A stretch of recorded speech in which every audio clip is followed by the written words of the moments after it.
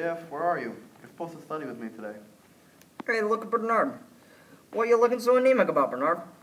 He's got to study, Uncle Willie. He's got Regencies next week. Let's box, Bernard.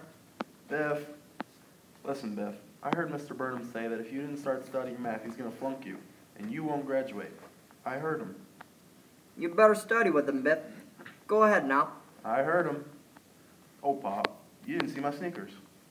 Hey, that's a beautiful job of printing.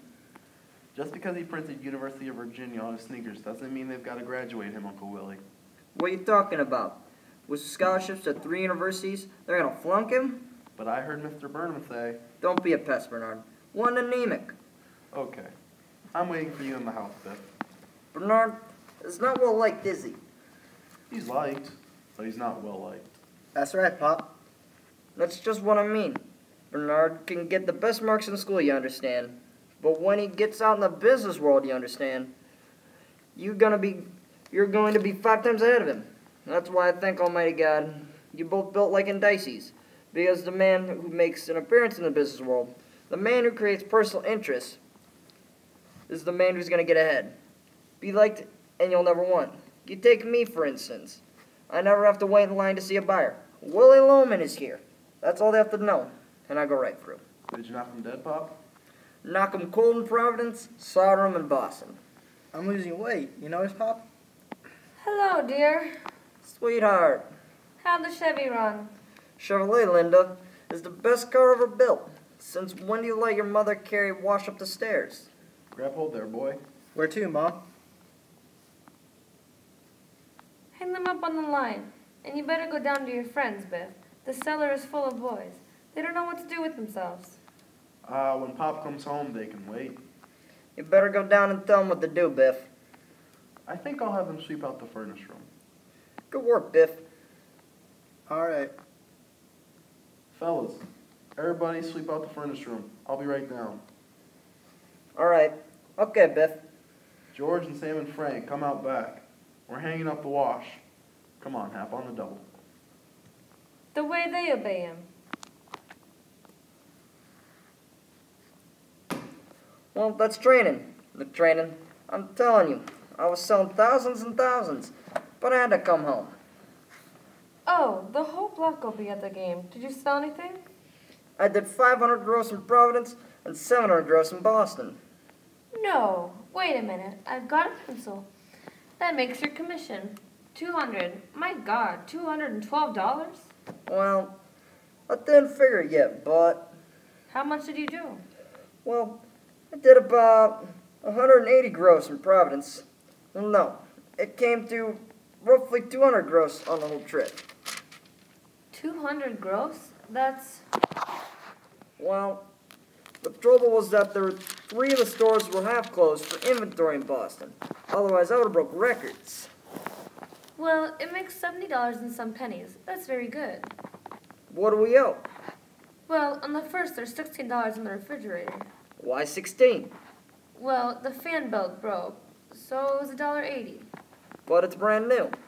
Well, the man said that's the way it is, till they work themselves in, you know. I hope we didn't get stuck on that machine. They got the biggest ads of any of them. I know.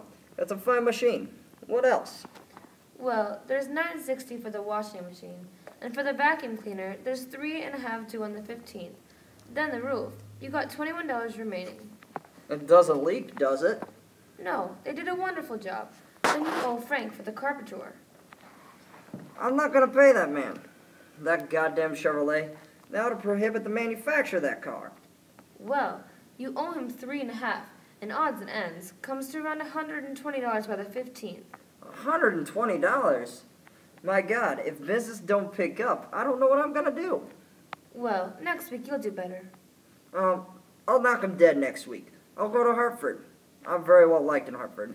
You know, the trouble is, Linda, people don't seem to take to me. Oh, don't be foolish. I know when I walk in. They seem to laugh at me. Why? Why would they laugh at you? Don't talk that way, Willie. I don't know the reason for it, but they just pass me by. I'm not noticed. But you're doing wonderful, dear. You're making $70 to $100 a week. But I gotta be at 10, 12 hours a day. Other men, I don't know. They do it easier. I don't know why. I can't stop myself. I talk too much. A man ought to come in with a few words. One thing about Charlie, he's a man of few words. They respect him. You don't talk too much. You're just lively. Well, I figure, what the hell? Life is short. A couple of jokes. I joke too much. Why? I'm fat. I'm very foolish to look at, Linda. I didn't tell you, but Christmas time I happened to be calling on F.H. Stewart's. And a salesman I know, as I was going to see the buyer, I heard him say something about walrus. And I cracked him across the face. I won't take that. I just simply won't take that. But they do laugh at me. I know that. Darling. I gotta overcome it. I know, I gotta overcome it. I'm not dressing to advantage. Maybe. Willie, darling. You're the handsomest man in the world. Oh no, Linda. To me you are. The handsomest. And the boys, Willie. Few men are idolized by the children the way you are. You're the best there is, Linda. You're a pal. You know that? On the road. On the road, I'm gonna grab you sometimes and just kiss the life out of you. 'Cause I get so lonely. Especially when business is bad and there's nobody to talk to. I get the feeling that I'll never sell again. That I won't make a living for you. Or a business. A business for the boys. There's so much I want to make for... Me? You didn't make me, Willie. I picked you. You picked me? I did. I've been sitting at that desk watching all the salesmen go by, day in, day out. But you've got such a sense of humor. And we do have such a good time together, don't we? Sure, sure. Why do you have to go now? It's 2 o'clock. Nah, come on in. My sisters will be scandalized. When will you be back? 2 weeks about. Will you come up again? Sure thing. You do make me laugh. It's good for me. And I think you're a wonderful man. You picked me, eh? Sure, because you're so sweet and such a kidder. Well, I'll see you next time I'm in Boston. I'll put you right through to the buyers. Right. Well, bottoms up. You just kill me, Willie.